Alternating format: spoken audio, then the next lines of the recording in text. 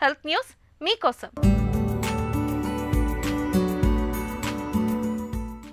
గర్భిణీ దశలో ఉన్నప్పుడు వచ్చే మధుమేహాన్ని తొలి దశలోనే నియంత్రిస్తే అనేక ఆరోగ్య సమస్యలను నివారించడానికి వీలవుతుందని శాస్త్రవేత్తలు తెలిపారు.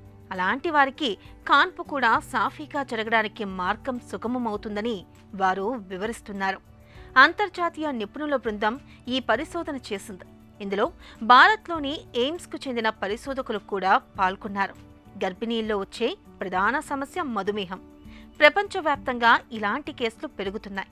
దీనికి ప్రధాన కారణం ఊబకాయమేనని శాస్త్రవేత్తలు తెలిపారు. ప్రతి 7 గర్భిణీల్లో ఒకరికి ఈ సమస్య తలెత్తుతుందని పరిశోధకులు పేర్కొంటున్నారు.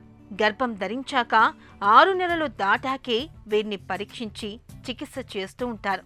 ఒకవేళ చికిత్స పొందకుంటే వారికి అధిక రక్తపోటు, సిజేరియన్ కాన్పు, మానసిక ఆరోగ్య సమస్యల ముప్పు పెరుగుతుంది.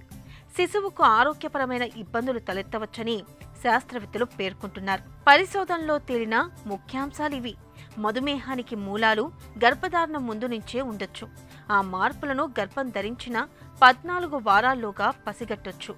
మధుమేహ బాధిత గర్భిణీల్లో 30 నుంచి 70% మందికి మొదటి 20 వారాల్లోనే రక్తంలో అధిక గ్లూకోజ్ ఉంటుంది. గర్భం ధరించాక కాస్త ఆలస్యంగా ఈ రుగ్మత బారిన పడే వారితో పోలిస్తే వీరికి ఆరోగ్య సమస్యలు ఎక్కువవుతాయి.